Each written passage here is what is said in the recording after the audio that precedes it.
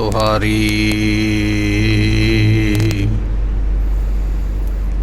मिलै सुख नाम हर शोभा, चिंता लाहे हमारी। अवर न सूझै दूजी ठाहर, हार परयो तो द्वारी। लेखा छोड़ अलेखै छूटै, हम निर्गुण देहो उबारी। सद बख्शिंद सदा मेहरबाना, सबना दे आधारी। नानक दास संत पाछै परयो, राख लिहो एह बारी। तेरे कवन कवन गुण कह कह गावा, तू साहिब गुनी निधाना। तुमरी महिमा बरन ना सको, तू ठाकुर ऊच भगवाना। सुखाओ होटल गुर सेविय, अहनिस सहज सुभाए। दर्शन परसै गुरु कै, जन्म मरण दुख जाय। होवै सिफत खसंबंधी, नूर अरसों कुरसों चटिया। तुद डिठे सच्चे पातशाह, मल जन्म जन्मंदी। तुद डिठे सच्चे पातशाह, मल जन्म जन्मंदी कटिया। सतनाम श्री वाहिगुरु साहिब जीओ। श्लोक महला तीजा। पढ़ना गुणा संसार की कार है, अंदर तृष्णा विकार। हउम विच सब पढ़ थके, दूजा पाए खुआर। सो पढ़िया सो पंडित बिना, गुर शब्द करे विचार। अंदर खोजै तत लहै, पाए मोख द्वार। गुण दान हर पाया, सहज करे विचार। धन वपारी नानका, जिस गुरमुख नाम आधार। पढ़ना गुणना संसार की कार है, अंदर तृष्णा विकार। वाहिगुरु जी का खालसा, वाहिगुरु जी की फतेह। धन धन सतगुरु श्री गुरु ग्रंथ साहिब जीआं दी पवित्र पावन हजूरी दा आनंद मान रही गुरु की संगत। सतगुरां ने रहमत करके अमृत वेले दा ये सुभागा समा गुरबाणी पढ़न वास्ते, नाम जपन वास्ते सानू बख्शिया है। वड्डियां भागां वाले गुरमुख सतगुरां दी गुरबाणी पढ़ के सरवण करके ये मनुखा जन्म का वड्डा भारी लाभ आप संगतां प्राप्त कर रहे हो। इस वेले आपां सतगुरां दी लड़ीवार गुरबाणी दी जो कथा सरवण करते हाँ, ते इस समय नूं आपां हुण प्राप्त होए हाँ। आओ कुछ समय लिए अपना मन का ध्यान टका लईए ਭਾਵਨਾ ਦੇ ਨਾਲ, ਸ਼ਰਧਾ ਦੇ ਨਾਲ ਸਤਿਗੁਰਾਂ ਦੇ ਜੋ ਅਗਾਮੀ ਬਚਨ ਨੇ ਉਹਨਾਂ ਨੂੰ ਸਰਵਣ ਕਰੀਏ। ਮਿਲ ਕੇ ਆਖੀਏ ਸਤਨਾਮ ਸ੍ਰੀ ਵਾਹਿਗੁਰੂ ਸਾਹਿਬ ਜੀ। ਸਤਨਾਮ ਸ੍ਰੀ ਵਾਹਿਗੁਰੂ ਸਾਹਿਬ ਜੀਓ। ਸ਼ਲੋਕ ਮਹਲਾ ਤੀਜਾ। ਤੀਸਰੇ ਪਾਤਸ਼ਾਹ ਸਾਹਿਬ ਗੁਰੂ ਅਮਰਦਾਸ ਮਹਾਰਾਜ ਜੀਆਂ ਦਾ ਇਹ ਸ਼ਲੋਕ ਜੋ ਹੈ ਇਹ ਆਪਾਂ ਨੂੰ ਪ੍ਰਾਪਤ ਹੋ ਰਿਹਾ ਹੈ। ਸ਼ਲੋਕ ਤੋਂ ਭਾਵ ਹੈ ਸਵੈ ਲੋਕ। ਜਿਸ ਉਪਦੇਸ਼ ਨੂੰ ਪੜ੍ਹ ਕੇ ਸਰਵਨ ਕਰਕੇ ਉਹ ਲੋਕ ਦੀ ਪ੍ਰਾਪਤੀ ਹੋ ਜਾਵੇ। ਜਿਸ ਲੋਕ ਦੇ ਪ੍ਰਥਾਏ ਇਸ ਸ਼ਲੋਕ ਦੇ ਵਿੱਚ ਮਹਾਰਾਜ ਨੇ ਬਖਸ਼ਿਸ਼ ਕੀਤੀ ਹੈ, ਜਿੱਥੋਂ ਇਹ ਬਾਣੀ ਆਈ ਹੈ, ਇਸ ਬਾਣੀ ਨੂੰ ਪੜ੍ਹਨ ਵਾਲੇ, ਵਿਚਾਰਨ ਵਾਲੇ ਉਸ ਲੋਕ ਦੇ ਪ੍ਰਾਪਤ ਬਣ ਜਾਂਦੇ। ਐਸਾ ਸ਼ਲੋਕ ਮਹਾਰਾਜ ਬਖਸ਼ਿਸ਼ ਕਰਦੇ ਹਨ। ਪੜ੍ਹਨਾ ਗੁਰਨਾ ਸੰਸਾਰ ਕੀ ਕਾਰ ਹੈ, ਅੰਦਰ ਤ੍ਰਿਸ਼ਨਾ ਵਿਕਾਰ। ਸਤਿਗੁਰੂ ਜੀ ਨੂੰ ਪੁੱਛਿਆ, ਸਿੱਖਾਂ ਨੇ ਸਵਾਲ ਕਰ ਦਿੱਤਾ, ਮਹਾਰਾਜ ਦੁਨੀਆ ਦੇ ਲੋਕ ਵੇਦ ਕਿਤੇ ਪੜ੍ਹਦੇ ਨੇ, ਸ਼ਾਸਤਰ ਪੜ੍ਹਦੇ ਨੇ, ਸਿਮਰਤੀਆਂ ਪੜ੍ਹਦੇ ਨੇ, ਕਈ ਤਰ੍ਹਾਂ ਦੇ ਧਾਰਮਿਕ ਗ੍ਰੰਥ ਪੜ੍ਹਦੇ। ਕੀ ਇਹ ਧਾਰਮਿਕ ਗ੍ਰੰਥ ਪੜ੍ਹਨੇ ਇਹ ਸੰਸਾਰੀ ਕੰਮ ਹੈ ਜਾਂ ਇਹਦੇ ਨਾਲ ਕੋਈ ਪ੍ਰਾਪਤੀ ਵੀ ਹੁੰਦੀ ਹੈ? ਸਵਾਲ ਹੈ ਸਿੱਖਾਂ ਦਾ ਵੀ ਜਿਹੜੇ ਧਾਰਮਿਕ ਗ੍ਰੰਥ ਪੜ੍ਹੇ ਜਾਂਦੇ ਨੇ, ਹੁਣ ਵੇਦ ਵੀ ਧਾਰਮਿਕ ਗ੍ਰੰਥ ਹੈ, ਪੁਰਾਣ ਵੀ ਧਾਰਮਿਕ ਗ੍ਰੰਥ ਹੈ, ਗੀਤਾ ਹੈ, ਬਾਈਬਲ ਹੈ, ਕੁਰਾਨ ਹੈ, ਹੋਰ ਕਈ ਗ੍ਰੰਥ ਨੇ ਕਈ ਮਤਾਂ ਦੇ, ਕਈ ਧਰਮਾਂ ਦੇ। ਕੀ ਇਹ ਸੰਸਾਰੀ ਕੰਮ ਹੈ ਜਾਂ ਇਹਦੇ ਨਾਲ ਕੋਈ ਪਰਮਾਰਥ ਦੀ ਪ੍ਰਾਪਤੀ ਹੁੰਦੀ ਹੈ, ਨਿਰੰਕਾਰ ਦੀ ਵੀ ਕੁਝ ਪ੍ਰਾਪਤੀ ਹੁੰਦੀ ਹੈ ਕਿ ਨਹੀਂ ਹੁੰਦੀ? ਗੁਰੂ ਅਮਰਦਾਸ ਮਹਾਰਾਜ ਜੀਆਂ ਨੇ ਸਵਾਲ ਸੁਣਿਆ। ਸਵਾਲ ਬੜਾ ਗੰਭੀਰ ਹੈ, ਬੜਾ ਚੰਗਾ ਹੈ, ਗਿਆਨ ਦੇਣ ਵਾਲਾ ਇਹ ਬਚਨ ਹੈ। ਮਹਾਰਾਜ ਕਹਿਣ ਲੱਗੇ, ਭਾਈ ਪੜ੍ਹਨਾ ਗੁਣਨਾ, ਵੇਦਾਂ ਨੂੰ ਪੜ੍ਹ ਲੈਣਾ, ਸ਼ਾਸਤਰਾਂ ਨੂੰ ਪੜ੍ਹ ਲੈਣਾ, ਸਿਮਰਤੀਆਂ ਨੂੰ ਪੜ੍ਹ ਲੈਣਾ, ਕਿਤਾਬਾਂ ਨੂੰ ਪੜ੍ਹ ਲੈਣਾ। ਪੜ੍ਹ ਕੇ ਗੁਣਨਾ ਤੋਂ ਭਾਵ ਹੁੰਦਾ ਹੈ ਗੁਰਮੁਖੋਂ ਵਿਚਾਰ ਕਰਨੀ। ਫਿਰ ਧਾਰਮਿਕ ਗ੍ਰੰਥਾਂ ਦੀ ਵਿਚਾਰ ਕਰਨੀ ਆ ਗਈ, ਗ੍ਰੰਥ ਵੀ ਖਰੀਦ ਲਿਆ, ਗ੍ਰੰਥ ਪੜ੍ਹਨਾ ਵੀ ਆ ਗਿਆ। ਹੁਣ ਗ੍ਰੰਥ ਪੜ੍ਹ ਕੇ ਦੂਜੇ ਨਾਲ ਚਰਚਾ ਕਿਵੇਂ ਕਰਨੀ ਹੈ, ਵਿਚਾਰ ਕਿਵੇਂ ਪੇਸ਼ ਕਰਨਾ, ਇਹ ਵੀ ਗੁਣ ਆ ਗਿਆ। ਗ੍ਰੰਥ ਪੜ੍ਹਨਾ ਸਿੱਖ ਵੀ ਲਿਆ, ਪੜ੍ਹ ਕੇ ਸੁਣਾਉਣਾ ਸਿੱਖ ਲਿਆ, ਪੜ੍ਹ ਕੇ ਵਿਚਾਰਨਾ ਸਿੱਖ ਲਿਆ, ਵਿਚਾਰਨਾ ਸਿੱਖ ਕੇ ਚਰਚਾ ਕਰਨੀ ਵੀ ਸਿੱਖ ਲਈ ਹੈ। ਮਹਾਰਾਜ ਕਹਿਣ ਲੱਗੇ, ਸਿਆਣੇ ਪੰਡਤ ਨੇ, ਸਿਆਣੇ ਕਾਜੀ ਨੇ, ਮੁਲਾਣੇ ਨੇ, ਧਾਰਮਿਕ ਕਿਸੇ ਆਗੂ ਨੇ ਗ੍ਰੰਥ ਪੜ੍ਹਨੇ ਸਿੱਖ ਲੈ, ਸੁਣਾਉਣੇ ਸਿੱਖ ਲੈ। ਪਰ ਜਿਹੜੀ ਗੱਲ ਇਹ ਕੀਤੀ ਹੈ ਨਾ ਵੀ ਇਹ ਸੰਸਾਰੀ ਕੰਮ ਹੈ ਕਿ ਨਿਰੰਕਾਰ ਦੀ ਕੋਈ ਪ੍ਰਾਪਤੀ ਹੁੰਦੀ ਹੈ, ਉਹਦੇ ਪ੍ਰਥਾਏ ਮਹਾਰਾਜ ਕਹਿਣ ਲੱਗੇ ਵੀ ਗੁਰਮੁਖੋ ਬਚਨ ਇਹ ਹੈ ਕਿ ਅੰਦਰ ਤ੍ਰਿਸ਼ਨਾ ਵਿਕਾਰ। ਇਹ ਵੇਖਣਾ ਪਵੇਗਾ ਵੀ ਗ੍ਰੰਥ ਪੜ੍ਹਨ ਵਾਲੇ ਦੇ ਅੰਦਰ ਕੀ ਇਹ ਤ੍ਰਿਸ਼ਨਾ ਰੂਪੀ ਵਿਕਾਰ ਹੈ। ਗ੍ਰੰਥ ਤੇ ਪੜ੍ਹਦਾ ਪਿਆ ਪਰ ਅੰਦਰ ਲੱਗੀ ਹੈ ਤ੍ਰਿਸ਼ਨਾ ਵੀ ਮੈਂ ਦੁਨੀਆ ਨੂੰ ਸੁਣਾਵਾਂ ਤੇ ਦੁਨੀਆ ਵਾਹ ਵਾਹ ਕਰ ਉਠੇ, ਦੁਨੀਆ ਦੇ ਲੋਕ ਮੇਰੇ ਮਗਰ ਲੱਗ ਜਾਣ, ਦੁਨੀਆ ਦੇ ਲੋਕ ਮੈਨੂੰ ਪੂਜਨੀਕ ਮੰਨ ਲੈਣ, ਮੇਰੀ ਪੂਜਾ ਕਰਨ। ਜਦੋਂ ਮੈਂ ਗ੍ਰੰਥ ਪੜ੍ਹ ਕੇ ਸੁਣਾਵਾਂ, ਮੈਨੂੰ ਧਨ ਪਦਾਰਥ ਮਿਲ ਜਾਵੇ, ਲੋਭ ਅੱਗੇ ਤੋਂ ਅੱਗੇ ਵੱਧਦਾ ਗਿਆ।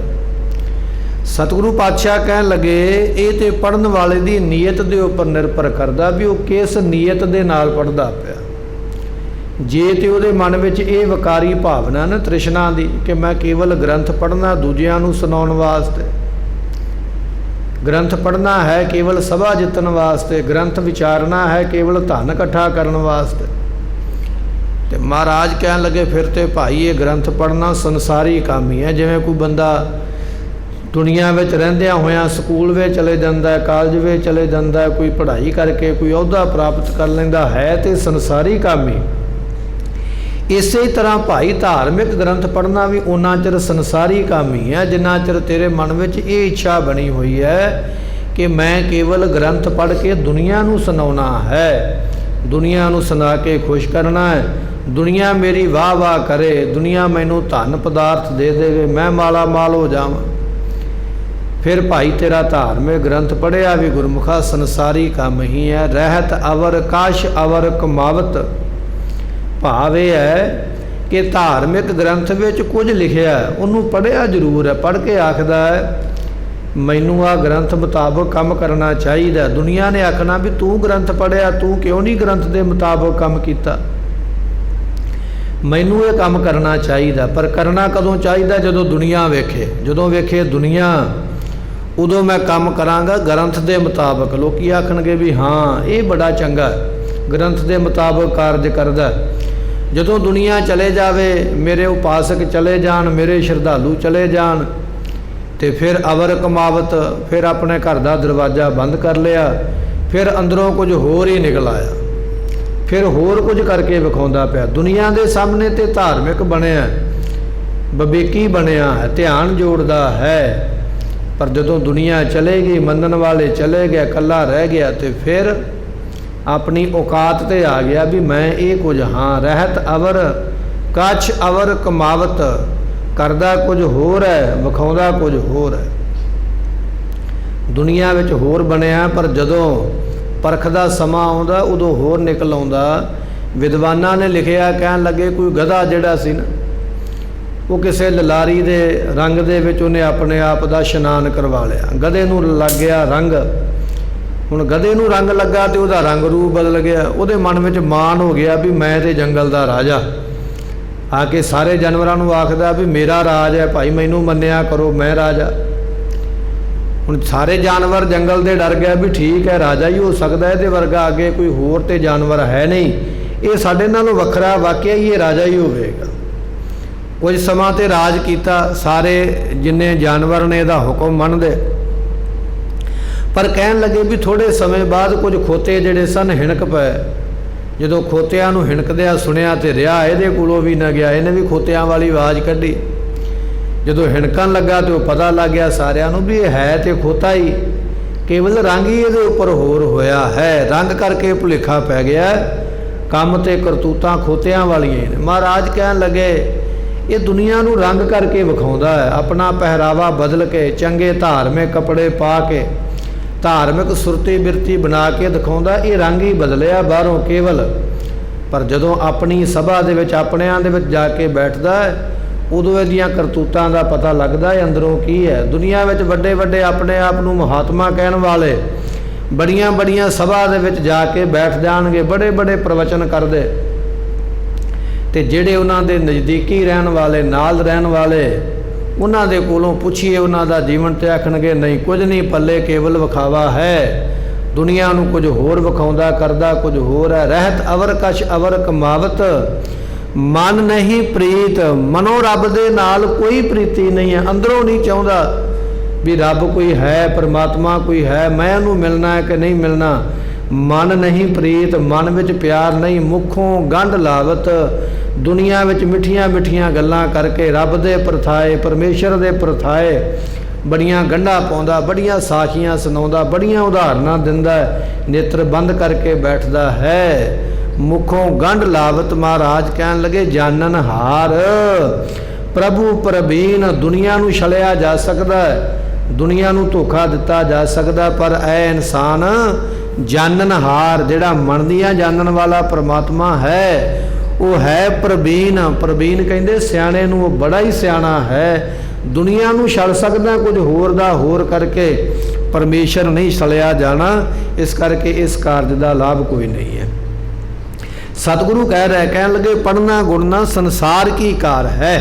धार्मिक ग्रंथां का पढ़ना उन्ना चिर संसारी काम ही है जिन्ना चिर तेरे अंदर तृष्णा का वकार बनया। भुख लगी है ना भी आ भी मिल जावे, आ भी मिल जावे, जिन्ना चिर तृष्णा वे जिउंदा पिया उन्ना चिर तेरा धार्मिक ग्रंथ पढ़न का भी कोई लाभ नहीं।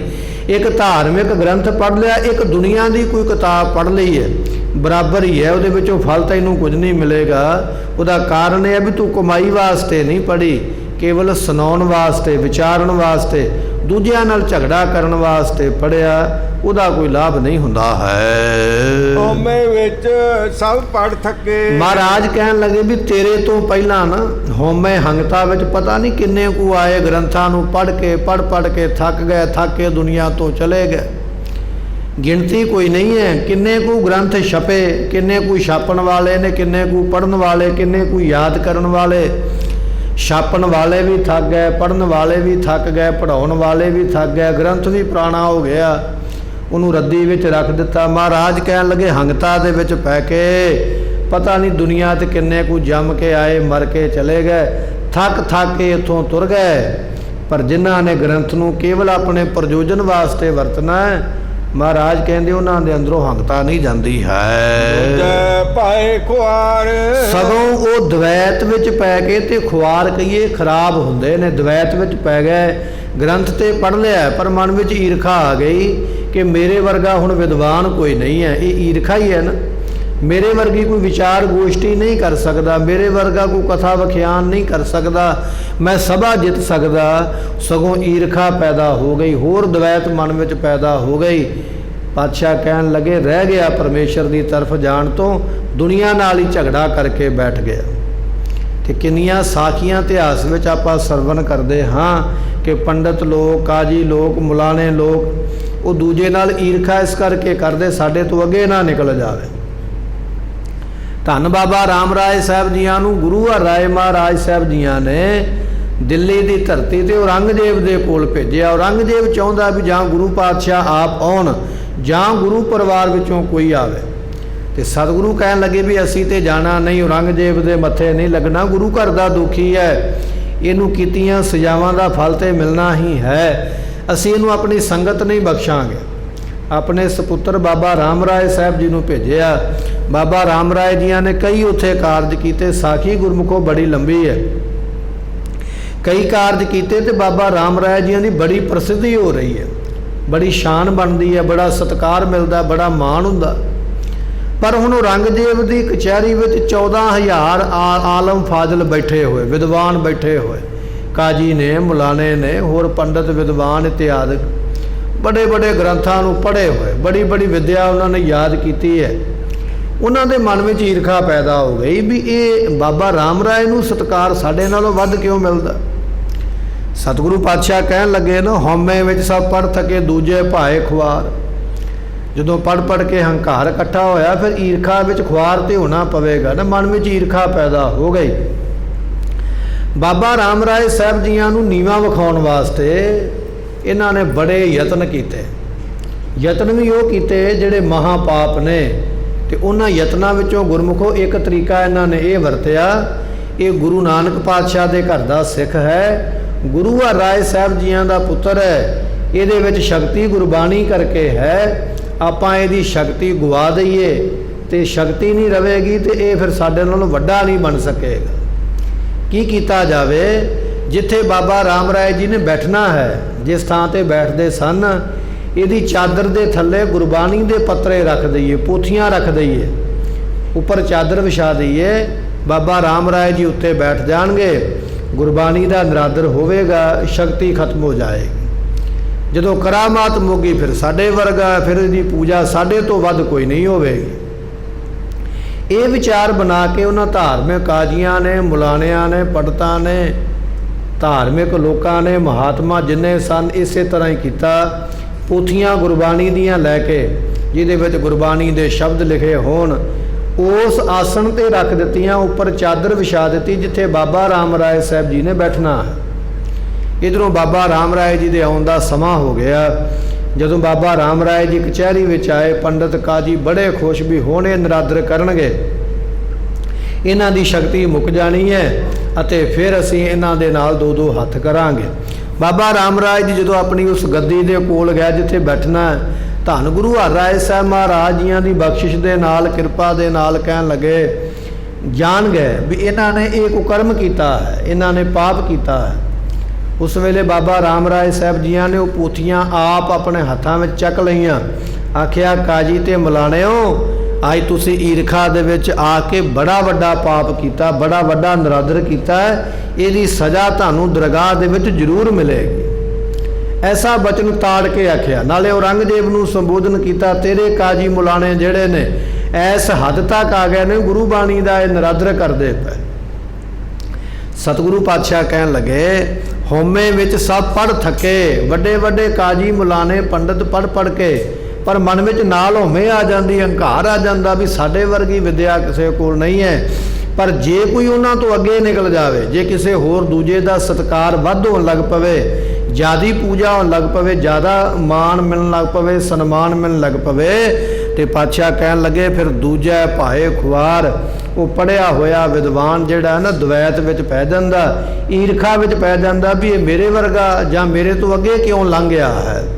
ਈਰਖਾ ਦੇ ਨਾਲ ਹੋਰ ਉਹ ਖਰਾਬ ਹੁੰਦਾ, ਹੋਰ ਆਪਣੇ ਆਪ ਨੂੰ ਤੜਫਾਉਂਦਾ ਹੈ, ਹੋਰ ਉਹਦੀ ਆਤਮਾ ਤੜਫਦੀ ਹੈ, ਹੋਰ ਵੱਧ ਅੱਗੇ ਨਾਲੋਂ ਦੁਖੀ ਹੁੰਦਾ ਹੈ। ਐਸੀ ਹਾਲਤ ਇਸ ਦੀ ਬਣ ਜਾਂਦੀ ਹੈ। ਸੋ ਪੜਿਆ ਸੋ ਪੰਡਤ ਬੀਨਾ। ਮਹਾਰਾਜ ਕਹਿਣ ਲੱਗੇ ਉਹ ਪੜ੍ਹਿਆ ਹੋਇਆ ਪੰਡਤ ਹੈ, ਸੋ ਪੜ੍ਹਿਆ ਪੰਡਤ, ਉਹ ਪੜ੍ਹਿਆ ਹੋਇਆ ਪੰਡਤ ਉਹਨੂੰ ਆਖਿਆ ਜਾਂਦਾ ਹੈ। ਸੋ ਪੜ੍ਹਿਆ ਪੰਡਤ ਬੀਨਾ, ਬੀਨਾ ਕਹੀਏ ਚਤੁਰ, ਸਿਆਣਾ, ਚਲਾਕ, ਸਿਆਣਾ ਪੰਡਤ ਉਸ ਨੂੰ ਆਖਿਆ ਜਾਂਦਾ ਹੈ। ਪੜ੍ਹਿਆ ਹੋਇਆ ਪੰਡਤ ਉਸ ਨੂੰ ਆਖਿਆ ਜਾਂਦਾ ਹੈ। ਸਿਆਣਾ ਵਿਦਵਾਨ ਉਸ ਨੂੰ ਆਖਿਆ ਜਾਂਦਾ ਹੈ। ਸਿਆਣਾ ਪੜ੍ਹਨ ਵਾਲਾ ਉਸ ਨੂੰ ਆਖਦੇ ਹਨ।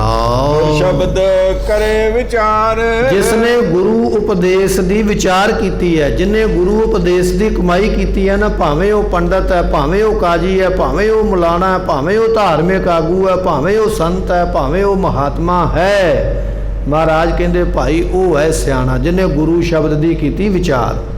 ਸੋ ਪੜ੍ਹਿਆ, ਉਹਦਾ ਪੜ੍ਹਿਆ ਹੋਇਆ ਗ੍ਰੰਥ ਹੈ ਸਫਲਾ, ਉਹਦਾ ਗ੍ਰੰਥ ਪੜ੍ਹ ਕੇ ਸਿੱਖੀ ਹੋਈ ਚਤੁਰਾਈ ਉਹ ਵੀ ਸਫਲੀ ਹੈ, ਕਿਉਂਕਿ ਉਸਨੇ ਗੁਰੂ ਸ਼ਬਦ ਦੀ ਵਿਚਾਰ ਕੀਤੀ ਹੈ, ਗੁਰੂ ਉਪਦੇਸ਼ ਦੇ ਉੱਪਰ ਚੱਲਿਆ। ਗੁਰੂ ਉਪਦੇਸ਼ ਦੀ ਕਮਾਈ ਕਰਨ ਵਾਲਾ ਪੰਡਤ ਉਹ ਸਿਆਣਾ ਵੀ ਹੈ, ਉਹਦਾ ਪੜ੍ਹਨਾ ਸਫਲ ਵੀ ਹੈ, ਉਹ ਪੜ੍ਹਿਆ ਹੋਇਆ ਸਫਲ ਹੈ, ਵਿਦਵਾਨ ਜਿਸ ਨੇ ਗੁਰੂ ਸ਼ਬਦ ਦੀ ਵਿਚਾਰ ਕੀਤੀ ਹੈ। ਅੰਦਰ ਖੋਜੈ ਤਤ ਲਹੈ, ਕਿਉਂਕਿ ਉਹ ਅੰਦਰ ਆਪਣੀ ਆਤਮਾ ਨੂੰ, ਅੰਤःਕਰਨ ਨੂੰ ਖੋਜਦਾ ਪਿਆ, ਅੰਤःਕਰਨ ਦੀ ਸਫਾਈ ਕਰਨ ਦਾ ਯਤਨ ਕਰਦਾ ਪਿਆ। ਮੈਂ ਆਪਣੇ ਅੰਤःਕਰਨ ਨੂੰ ਕਿਵੇਂ ਸਾਫ਼ ਕਰਾਂ, ਆਪਣੇ ਹਿਰਦੇ ਨੂੰ ਕਿਵੇਂ ਸਾਫ਼ ਕਰਾਂ, ਇਹ ਉਹ ਯਤਨ ਕਰਦਾ ਹੈ। ਤਤ ਲਹੈ, ਤਤ ਸਿਧਾਂਤ ਨੂੰ ਪ੍ਰਾਪਤ ਕਰਦਾ ਹੈ, ਗਿਆਨ ਨੂੰ ਪ੍ਰਾਪਤ ਕਰਦਾ ਹੈ, ਮੁਕਤੀ ਵਾਸਤੇ ਇਹ ਯਤਨ ਕਰਦਾ ਹੈ। ਏ ਮੋਖ ਦੁਆਰ, ਤੇ ਫਿਰ ਐਸੇ ਗੁਰਮੁਖ ਨੂੰ ਮੋਕਸ਼ ਦਾ ਦਰਵਾਜ਼ਾ, ਮੁਕਤੀ ਦਾ ਦਰਵਾਜ਼ਾ ਮਿਲਦਾ। ਕਿਹਨੂੰ ਮਿਲਿਆ? ਜਿਹਨੇ ਆਪਣੇ ਅੰਦਰ ਨੂੰ ਸਵਾਰਿਆ ਹੈ, ਜਿਹਨੇ ਅੰਦਰਲੀ ਮੈਲ ਨੂੰ ਬਾਹਰ ਕੱਢਿਆ ਹੈ, ਉਹ ਭਾਈ ਗੁਰਮੁਖ ਮੋਕਸ਼ ਨੂੰ ਪ੍ਰਾਪਤ ਹੁੰਦਾ। ਤੇ ਜਿਹਦੇ ਅੰਦਰ ਵੀ ਮੈਲ ਭਰੀ ਹੈ, ਬਾਹਰ ਵੀ ਮੈਲ ਭਰੀ ਹੈ, ਅੰਦਰੋਂ ਵੀ ਈਰਖਾ, ਬਾਹਰੋਂ ਵੀ ਈਰਖਾ, ਅੰਦਰ ਵੀ ਕ੍ਰੋਧ, ਬਾਹਰ ਵੀ ਕ੍ਰੋਧ ਭਰਿਆ ਹੋਇਆ ਵਿਕਾਰਾਂ ਦਾ, ਉਹਨੂੰ ਮੋਕਸ਼ ਦਾ ਦਰਵਾਜ਼ਾ ਨਹੀਂ ਮਿਲਦਾ। ਮੋਕਸ਼ ਦਾ ਦਰਵਾਜ਼ਾ ਉਸ ਨੂੰ ਪ੍ਰਾਪਤ ਹੋਇਆ ਜਿਹਨੇ ਅੰਦਰੋਂ ਆਪਣੇ ਆਪ ਨੂੰ ਲੱਭਿਆ ਹੈ, ਜਿਹਨੇ ਆਪਣੇ ਅੰਦਰ ਪਰਮੇਸ਼ਰ ਨੂੰ ਲੱਭਣ ਦਾ ਯਤਨ ਕੀਤਾ ਹੈ, ਵਿਕਾਰਾਂ ਔਗਣਾਂ ਨੂੰ ਜਿਹਨੇ ਪਰੇ ਕੀਤਾ ਹੈ। ਪਾਤਸ਼ਾਹ ਕਹਿਣ ਲੱਗੇ ਉਹ ਮੋਕਸ਼ ਦੇ ਦਰਵਾਜ਼ੇ ਨੂੰ ਪਾਉਂਦਾ ਹੈ। ਗੁਣ ਨਿਧਾਨ ਹਰ ਪਾਇਆ, ਸਹਿਜ ਕਰੇ ਵਿਚਾਰ। ਜਿਨ੍ਹਾਂ ਨੇ ਸਹਿਜ ਕਹੀਏ ਗੁਰਮੁਖੋ ਗਿਆਨ, ਜਿਨ੍ਹਾਂ ਨੇ ਗਿਆਨ ਦੀ ਵਿਚਾਰ ਕੀਤੀ ਹੈ ਨਾ, ਗਿਆਨ ਦੀ ਵਿਚਾਰ ਕਰਦੇ ਪਏ, ਉਹਨਾਂ ਨੇ ਕਹਿਣ ਲੱਗੇ ਕਿ ਪਾਲਿਆ ਗੁਣ ਨਿਧਾਨ ਹਰ ਪਾਇਆ। ਗੁਣੀ ਨਿਧਾਨ ਜੋ ਪਰਮਾਤਮਾ ਹੈ, ਕਿਉਂਕਿ ਪਰਮਾਤਮਾ ਹੀ ਐਸਾ ਨਾ ਜਿਹੜਾ ਗੁਣਾਂ ਦਾ ਖਜ਼ਾਨਾ ਹੈ। ਸਾਡੇ ਵਿੱਚ ਜੇ ਇੱਕ ਗੁਣ ਹੈ ਤੇ ਦੋ ਨਾਲ ਔਗਣ ਜ਼ਰੂਰ ਹੋਣਗੇ। ਅਸੀਂ ਜਿੱਥੇ ਗੁਣਾਂ ਦੇ ਖਜ਼ਾਨੇ ਆ, ਉੱਥੇ ਨਾਲ ਔਗਣਾਂ ਦੇ ਵੀ ਵੱਡੇ ਖਜ਼ਾਨੇ ਅਸੀਂ ਬਣੇ ਹੋਏ। ਪਰ ਪਰਮੇਸ਼ਰ ਇੱਕ ਇਹੋ ਜਿਹਾ ਹੈ ਜਿਹਦੇ ਵਿੱਚ ਭਾਈ ਗੁਣ ਹੀ ਗੁਣ ਹਨ। ਇਸ ਕਰਕੇ ਉਸ ਨੂੰ ਆਖਿਆ ਜਾਂਦਾ ਗੁਣ ਨਿਧਾਨ।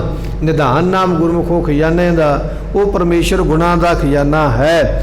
ਉਸ ਨੂੰ ਉਹਨਾਂ ਗੁਰਮੁਖਾਂ ਨੇ ਪਾਲਿਆ ਜਿਸ ਨੇ ਗਿਆਨ ਦੀ ਵਿਚਾਰ ਕੀਤੀ ਹੈ। ਧਨ ਵਪਾਰੀ ਨਾਨਕਾ, ਜਿਸ ਗੁਰਮੁਖ ਨਾਮ ਆਧਾਰ। ਵਪਾਰੀ ਉਹਨੂੰ ਕਿਹਾ ਜਾਂਦਾ ਜਿਹੜਾ ਸੌਦਾ ਕਰਨ ਵਾਲਾ, ਤੇ ਸੌਦਾ ਇਸ ਤਰ੍ਹਾਂ ਕੀਤਾ ਜਾਂਦਾ ਵੀ ਹੱਥੋਂ ਮਾਇਆ ਦਿਓ ਤੇ ਸੌਦਾ ਖਰੀਦ ਲਓ, ਉਹ ਹੈ ਵਪਾਰੀ। ਮਹਾਰਾਜ ਕਹਿਣ ਲੱਗੇ ਧਨ ਵਪਾਰੀ ਨਾਨਕਾ। ਇੱਥੇ ਗੁਰੂ ਦੇ ਕੋਲ ਆਉਣ ਵਾਲੇ ਜਿਹੜੇ ਵਪਾਰੀ ਨੇ ਉਹ ਧਨ ਨੇ ਕੀ ਦਿੰਦੇ ਪਏ?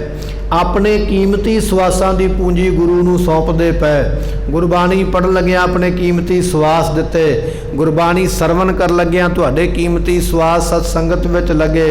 ਇਹ ਸਵਾਸਾਂ ਦੀ ਅਸੀਂ ਪੂੰਜੀ ਦਿੱਤੀ ਹੈ ਤੇ ਸਾਨੂੰ ਮਿਲਿਆ ਕੀ ਹੈ? ਇਥੋਂ ਨਾਮ ਦਾ ਸੌਦਾ ਮਿਲ ਗਿਆ ਹੈ। ਮਹਾਰਾਜ ਕਹਿਣ ਲੱਗੇ ਕੀਮਤੀ ਸਵਾਸਾਂ ਦੀ ਪੂੰਜੀ ਦੇ ਕੇ ਨਾਮ ਦਾ ਸੌਦਾ ਖਰੀਦਣ ਵਾਲੇ ਗੁਰਮੁਖ ਐਸੇ ਵਪਾਰੀ ਧਨ ਹਨ ਜਿਸ ਗੁਰਮੁਖ ਨਾਮ ਆਧਾਰ, ਜਿਨ੍ਹਾਂ ਗੁਰਮੁਖਾਂ ਨੂੰ ਮੁਖੀ ਗੁਰੂ ਦੇ ਕੋਲੋਂ ਉਪਦੇਸ਼ ਲੈ ਕੇ ਨਾਮ ਦਾ ਜਿਨ੍ਹਾਂ ਨੇ ਆਧਾਰ ਕਹੀਏ ਆਸਰਾ ਪ੍ਰਾਪਤ ਕੀਤਾ, ਜਿਹੜੇ ਨਾਮ ਦੇ ਆਸਰੇ ਹੋਏ, ਐਸੇ ਗੁਰਮੁਖ ਵੱਡਿਆਂ ਭਾਗਾਂ ਵਾਲੇ ਹਨ। ਮਹਲਾ ਤੀਜਾ। ਵਿਣ ਮਨ ਮਾਰੇ ਕੋਈ ਨਾ ਸਿਜਈ, ਵੇਖੋ ਕੋ ਲਿਵ ਲਾਏ। ਸਤਿਗੁਰੂ ਪਾਤਸ਼ਾਹ ਕਹਿਣ ਲੱਗੇ ਮਨ ਮਾਰੇ ਤੋਂ ਬਿਨਾਂ ਮੁਕਤੀ ਨਹੀਂ ਜੇ ਹੁੰਦੀ। ਅਸੀਂ ਹਰ ਗੱਲ ਤੇ ਇਹ ਗੱਲ ਕਹਿ ਦਿੰਦੇ ਮੇਰਾ ਮਨ ਇਹ ਗੱਲ ਕਹਿੰਦਾ ਹੈ, ਮੈਂ ਤੇ ਉਹ ਕੰਮ ਕਰਾਂਗਾ ਜੋ ਮੇਰਾ ਮਨ ਕਹਿੰਦਾ, ਮੈਂ ਨਹੀਂ ਕਿਸੇ ਦੀ ਮੰਨਦਾ।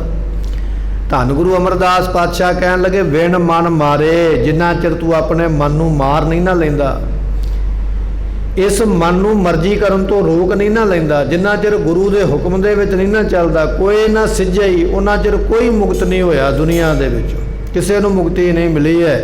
ਮੁਕਤੀ ਉਹਨੂੰ ਮਿਲੀ ਹੈ ਜਿਹਨੇ ਮਨ ਮਾਰਿਆ ਹੈ। ਵਿਣ ਮਨ ਮਾਰੇ ਕੋਈ ਨਾ ਸਿੱਝੇ ਹੀ, ਵੇਖੋ ਕੋ ਲਿਵ ਲਾਏ। ਜੇ ਕਿਸੇ ਨੂੰ ਯਕੀਨ ਨਹੀਂ ਨਾ ਆਉਂਦਾ ਤਾਂ ਕੋਈ ਲਿਵ ਲਾ ਕੇ, ਕੋਈ ਧਿਆਨ ਜੋੜ ਕੇ, ਕੋਈ ਦੁਨੀਆ ਦਾ ਚੱਕਰ ਲਾ ਕੇ, ਕੋਈ ਸਮਾਧੀ ਲਾ ਕੇ ਵੇਖ ਲਓ ਭਾਈ।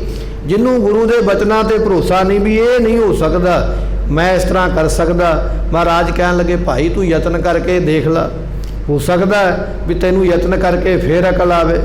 ਸਿਆਣਿਆਂ ਦਾ ਕਥਨ ਹੈ ਵੀ ਮੱਛੀ ਜਿਹੜੀ ਉਹ ਪੱਥਰ ਚੱਟ ਕੇ ਮੁੜਦੀ ਹੈ। ਸਾਡੇ ਵਿੱਚ ਵੀ ਕਈ ਇਸ ਤਰ੍ਹਾਂ ਦੇ ਹੋਣਗੇ ਜਿਹੜੇ ਆਖਣਗੇ ਵੀ ਨਹੀਂ ਮੈਂ ਬੜਾ ਸਿਆਣਾ ਹਾਂ। ਪਾਤਸ਼ਾਹ ਕਹਿਣ ਲੱਗੇ ਸਿਆਣਾ ਹੈ ਤੇ ਚੱਲ ਯਤਨ ਕਰਕੇ ਵੇਖ, ਪਰ ਅੰਤ ਨੂੰ ਇਸੇ ਗੱਲ ਤੇ ਹੀ ਆਉਣਾ ਪੈਣਾ ਹੈ ਕਿ ਮਨ ਮਾਰੇ ਬਿਨਾ ਕਦੇ ਮੁਕਤੀ ਨਹੀਂ ਪ੍ਰਾਪਤ ਹੁੰਦੀ ਹੈ। ਭੇਖ ਧਾਰੀ ਤੀਰਥੀ ਭਾਵ ਥੱਕੇ। ਮਹਾਰਾਜ ਕਹਿਣ ਲੱਗੇ ਦੁਨੀਆ ਦੇ ਲੋਕਾਂ ਨੇ ਨਾ ਭੇਸ਼ ਬਣਾ ਲਿਆ ਮਨ ਮਾਰਨ ਵਾਸਤੇ। ਭੇਖ ਕੀ ਬਣਾਇਆ ਹੈ? ਕੋਈ ਨਾਗਾ ਬਣ ਗਿਆ, ਕੋਈ ਜਟਾਧਾਰੀ ਬਣ ਗਿਆ, ਕਿਸੇ ਨੇ ਸਵਾਹ ਮਲ ਲਈ ਸਰੀਰ ਦੇ ਉੱਪਰ, ਕਿਸੇ ਨੇ ਕੋਈ ਲਿਬਾਸ ਬਣਾ ਲਿਆ, ਭੇਖ ਬਣਾ ਲਿਆ। ਭੇਖ ਬਣਾ ਕੇ ਮਨ ਨਹੀਂ ਮਰਦਾ, ਮਨ ਤੇ ਅੰਦਰ ਹੈ, ਬਾਹਰੋਂ ਸਰੀਰ ਦੇ ਲਿਬਾਸ ਨੂੰ ਕੀ ਕਰੀ ਜਾਵੇਗਾ। ਮੰਨ ਲਓ ਸਾਡਾ ਘਰ ਹੈ, ਹੁਣ ਅਸੀਂ ਘਰ ਦੇ ਬਾਹਰ ਰੰਗ ਰੋਗਨ ਕਰੀ ਜਾਈਏ, ਪੇਂਟਰ ਲੈ ਆਈਏ, ਉਹਨਾਂ ਨੂੰ ਆਖੀਏ ਵੀ ਇੱਥੇ ਬਾਹਰ ਸੋਹਣਾ ਕਲਰ ਕਰਦੇ, ਸੋਹਣਾ ਰੰਗ ਕਰਦੇ। ਹੁਣ ਪੇਂਟਰ ਲੱਗਾ ਹੋਇਆ ਰੰਗ ਤੇ ਕਰਦਾ ਪਿਆ, ਪਰ ਕਦੇ ਅੰਦਰ ਤੇ ਝਾੜੂ ਨਹੀਂ ਮਾਰਿਆ, ਅੰਦਰ ਤੇ ਕਦੇ ਪੋਚਾ ਨਹੀਂ ਲਾਇਆ। ਹੁਣ ਬਾਹਰ ਦੇ ਰੰਗ ਰੋਗਣ ਦਾ ਅੰਦਰ ਤੇ ਲਾਭ ਕੋਈ ਨਾ ਹੋਇਆ, ਅੰਦਰੋਂ ਵੀ ਸਫਾਈ ਕਰਨੀ ਪੈਣੀ ਹੈ। ਬਾਹਰ ਦੀ ਸਫਾਈ ਤਾਂ ਹੀ ਸਫਲੀ ਹੈ, ਅੰਦਰੋਂ ਨਹੀਂ ਕੀਤੀ ਤੇ ਬਾਹਰ ਕੀ ਕਰੇਗਾ। ਪਾਤਸ਼ਾਹ ਕਹਿੰਦੇ ਇਸੇ ਤਰ੍ਹਾਂ ਇਹ ਜਿਹੜਾ ਮਨੁੱਖ ਹੈ ਨਾ, ਇਹ ਬਾਹਰੋਂ ਯਤਨ ਕਰਦਾ ਰੰਗ ਕਰਨ ਦੇ, ਵੀ ਬਾਹਰੋਂ ਮੈਂ ਇਸ ਤਰ੍ਹਾਂ ਦਾ ਲੱਗਾ, ਮੈਂ ਇਸ ਤਰ੍ਹਾਂ ਦਾ ਲੱਗਾ, ਪਰ ਅੰਦਰੋਂ ਸਫਾਈ ਨਹੀਂ ਕਰਦਾ। ਮਹਾਰਾਜ ਕਹਿਣ ਲੱਗੇ ਬਚਨ ਇਹ ਹੈ ਗੁਰਮੁਖਾ ਕਿ ਭੇਖ ਬਣਾਉਣ ਦੇ ਨਾਲ ਮੁਕਤੀ ਨਹੀਂ ਮਿਲਦੀ। ਭੇਖ ਤੇ ਬਾਹਰਲਾ ਹੈ, ਤੂੰ ਅੰਦਰੋਂ ਬਦਲ ਆਪਣੇ ਆਪ ਨੂੰ। ਤੇ ਕੁਝ ਲੋਕਾਂ ਨੇ ਕੀ ਕਰਨਾ, ਸਵਾਹ ਮਲ ਲੈਂਦੇ ਆਪਣੇ ਸਰੀਰ ਦੇ ਉੱਪਰ। ਭਾਵ ਇਹ ਹੈ ਵੀ ਮੈਂ ਠੰਡੀ ਅੱਗ ਦੇ ਵਾਂਗ ਸ਼ਾਂਤ ਹੋ ਗਿਆ, ਮੈਂ ਦੁਨੀਆ ਵਿੱਚ ਆਪਣੇ ਆਪ ਨੂੰ ਸਵਾਹ ਹੀ ਸਮਝ ਲਿਆ, ਮੈਂ ਕੁਝ ਨਹੀਂ ਹਾਂ, ਮੇਰੇ ਮਨ ਦੇ ਵਿੱਚ ਕਿਸੇ ਪਦਾਰਥ ਦੀ ਕੋਈ ਇੱਛਾ ਨਹੀਂ। ਸਵਾਹ ਮਲਣ ਤੋਂ ਭਾਵ ਇਹ ਹੈ। ਕਹਿਣ ਲੱਗੇ ਐਸਾ ਇੱਕ ਸਵਾਹ ਮਲਣ ਵਾਲਾ ਸਾਧੂ ਨਾ ਧੰਨ ਦਸਵੇਂ ਪਾਤਸ਼ਾਹ ਮਹਾਰਾਜ ਦੇ ਦਰਬਾਰ ਵਿੱਚ ਆ ਗਿਆ, ਬੈਠਾ ਹੋਇਆ। ਇਹ ਜਦੋਂ ਬੈਠਾ ਹੋਇਆ ਵਿਅਕਤੀ ਸਾਧੂ ਜਿਹਨੇ ਸਵਾਹ ਮਲੀ ਹੋਈ, ਬੜਾ ਜਟਾਧਾਰੀ, ਆਪਣੇ ਆਪ ਨੂੰ ਬੜੀ ਸਮਾਧੀ ਲਾਉਣ ਵਾਲਾ, ਬੜੀਆਂ ਗੁਰਮੁਖਤਾਈ ਵਾਲੀਆਂ ਮਿੱਠੀਆਂ ਗੱਲਾਂ, ਠੰਡੇ ਬਚਨ, ਬੜੇ ਕੋਮਲ ਬਚਨ ਕਰਦਾ ਪਿਆ। ਇਹ ਸਾਧੂ ਦੇ ਪਿੱਛੇ ਭਾਈ ਸੁਥਰੇ ਸਾਹਿਬ ਬੈਠੇ ਹੋਏ, ਮਹਾਰਾਜ ਦਾ ਸਿੱਖ ਹੈ ਭਾਈ ਸੁਥਰਾ। ਕਹਿਣ ਲੱਗੇ ਉਹ ਝੱਟ ਕੋ ਪਿੱਛੋਂ ਮਗਰੋਂ ਇਹਨੂੰ ਉਂਗਲ ਦੇ ਨਾਲ ਛੇੜ ਦਿਆ ਕਰੇ, ਮਗਰੋਂ ਹੱਥ ਲਾ ਦਿਆ ਕਰੇ, 2-4 ਮਿੰਟ ਲੰਘਣ ਫਿਰ ਹੱਥ ਲਾ ਦਿਆ ਕਰੇ। ਕਹਿਣ ਲੱਗੇ ਜਦੋਂ ਜੋ 2-4 ਵਾਰੀ ਇਸ ਤਰ੍ਹਾਂ ਕੀਤਾ ਤੇ ਉਹ ਸਾਧੂ ਨੂੰ ਗੁੱਸਾ ਆ ਗਿਆ, ਉਹ ਚਿਮਟਾ ਲੈ ਕੇ ਮਗਰ ਲੱਗ ਗਿਆ ਭਾਈ ਸੁਥਰੇ ਦੇ ਕੁੱਟਣ ਵਾਸਤੇ। ਮਾੜਾ ਬੋਲਦਾ, ਗਾਲਾਂ ਦਿੰਦਾ ਪਿਆ, ਮਗਰ ਭੱਜਾ ਜਾਂਦਾ। ਜਦੋਂ ਚੰਗੀ ਤਰ੍ਹਾਂ ਦੌੜ ਲਵਾ ਕੇ ਭਾਈ ਸੁਥਰੇ ਸ਼ਾਹ ਆਏ ਨਾ ਮਹਾਰਾਜ ਦੇ ਦਰਬਾਰ ਵਿੱਚ, ਤੇ ਸਤਿਗੁਰੂ ਕਹਿਣ ਲੱਗੇ ਸੁਥਰਿਆ ਇਹ ਕੀ ਕੀਤਾ? ਉਹ ਬੈਠਾ ਸੀ, ਸ਼ਾਂਤ ਹੋ ਕੇ ਬੈਠਾ ਰਹਿਣ ਦਿੰਦਾ। ਕਹਿਣ ਲੱਗਾ ਮਹਾਰਾਜ ਮੈਂ ਤੇ ਇਹ ਵੇਖਿਆ ਵੀ ਸਵਾਹ ਦੇ ਥੱਲੇ ਕਿੰਨੀ ਕੁ ਅੱਗ ਹੈ। ਵਾਕਿਆ ਹੀ ਸਵਾਹ ਹੋ ਗਿਆ ਕਿ ਇਹਨੇ ਬਾਹਰੋਂ ਹੀ ਸਵਾਹ ਮਲੀ ਹੈ। ਜੇ ਤੇ ਬਾਹਰੋਂ ਮਲੀ ਹੈ ਫਿਰ ਤੇ ਅੰਦਰ ਭਾਂਬੜ ਮੱਚਦੇ ਹੋਣਗੇ ਅੱਗ ਦੇ, ਤੇ ਜੇ ਵਾਕਿਆ ਹੀ ਸਵਾਹ ਹੋ ਗਿਆ ਤੇ ਠੰਡਾ ਹੋ ਕੇ ਬੈਠਾ ਰਹੇਗਾ।